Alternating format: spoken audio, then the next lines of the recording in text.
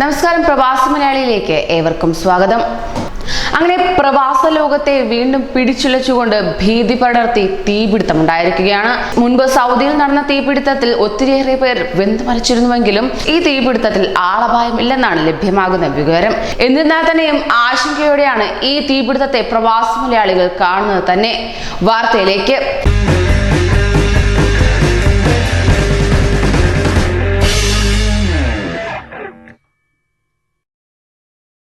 എമിറേറ്റിലെ ഒരു ഗോഡൌണിലാണ് തീപിടുത്തം നടന്നിരിക്കുന്നത്.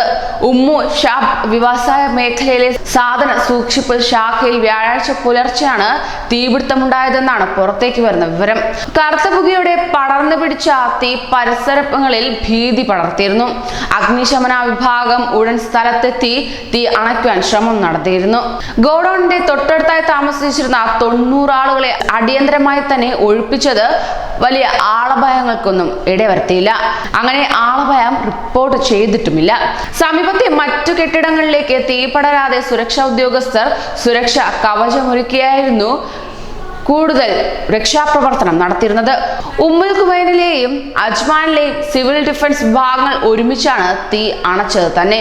ഉമ്മുൽ ഖുവൈൻ പോലീസ്, ജലവൈദ്യുത വകുപ്പ്, ആംബുലൻസ് എന്നിവയും വൻ ദുരന്തം ഒഴിവാക്കാൻ സഹായിച്ചതായി ഉമ്മുൽ ഖുവൈൻ സിവിൽ ഡിഫൻസ് മേധാവി lieutenant colonel Salim bin Hamad പറയുകയുണ്ടായി. അതോടൊപ്പം തന്നെ കഴിഞ്ഞയാഴ്ച സൗദി ജയിലിലുണ്ടായ തീപിടുത്തത്തിൽ ഒത്തിരിയേറെ പേർ വെന്തു മരിച്ചു എന്ന വാർത്തയും പുറത്തേക്ക് വന്നിരുന്നു. തീപിടുത്തത്തിൽ 3 പേർ വെന്തു മരിച്ചുവെന്നുള്ള പ്രധാനപ്പെട്ട കേസുകളിലേതടക്കം പ്രതികളെ പാർപ്പിച്ചിരിക്കുന്ന റിയാദിലെ സെൻട്രൽ ജയിലിലായിരുന്നു തീപിടുത്തം നടന്നിരുന്നത്.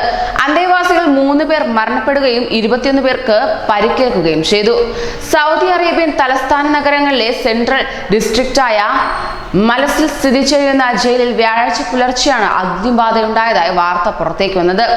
എന്നാൽ രാത്രി വൈകിയാണ് വിവരം ഔദ്യോഗികമായി പുറത്തുവിട്ടത് തന്നെ. ജയിൽ വകുപ്പിനെ ഉദ്ധരിച്ച സൗദി പ്രസ് ഏജൻസിയാണ് വാർത്ത റിപ്പോർട്ട് ചെയ്തത്. തീപിടുത്തമുണ്ടായ ഉടൻ ജയിൽ അധികൃതർ രക്ഷാപ്രവർത്തനം നടത്തുകയും തടവുകാരെ സുരക്ഷിത സ്ഥലങ്ങളിലേക്ക് ഒഴിപ്പിക്കുകയും പരിക്കേറ്റവരെ അടിയന്തര ശുശ്രൂഷകൾ നൽകി ഷുമൈസിലെ കിങ്സ് സൗത്ത് മെഡിക്കൽ സിറ്റിയിൽ പ്രവേശിപ്പിക്കുകയും ചെയ്തിരുന്നു. സമീപത്തെ മറ്റു വാർഡുകളിലേക്കും കെട്ടിടങ്ങളിലേക്കും പടർന്നു പിടിക്കുന്നതിന് മുമ്പായി സിവിൽ ഡിഫൻസിന്റെ അഗ്നിശമന സേന യൂണിറ്റുകളെ എത്തി നിയന്ത്രണ വിധേയമാക്കിയിരുന്നു. തീപിടുത്തമുണ്ടായതിന്റെ കാരണം കണ്ടെത്താനും അനന്തര നിയമ നടപടികൾ സ്വീകരിക്കാനും അന്വേഷണം ആരംഭിച്ചതായി ജയിൽ വകുപ്പ് വക്താവ് മേജർ ജനറൽ അയ്യൂബ് ബിൻ ഹിജാബ് ബിൻ നഖീദ് അറിയിച്ചു. മരിച്ചവരുടെയും പരിക്കേറ്റവരുടെയും പേരുവിവരങ്ങൾ അറിവായിട്ടില്ല.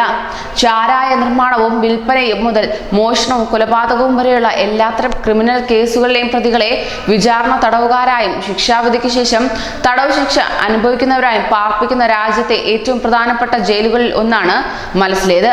മലയാളികളടക്കം ഏതാണ്ട് എല്ലാ രാജ്യങ്ങളിൽ നിന്നുള്ളവരും സൗദി പൗരന്മാരും ജയിൽ പുള്ളികളായി ഇവിടെയുണ്ട്.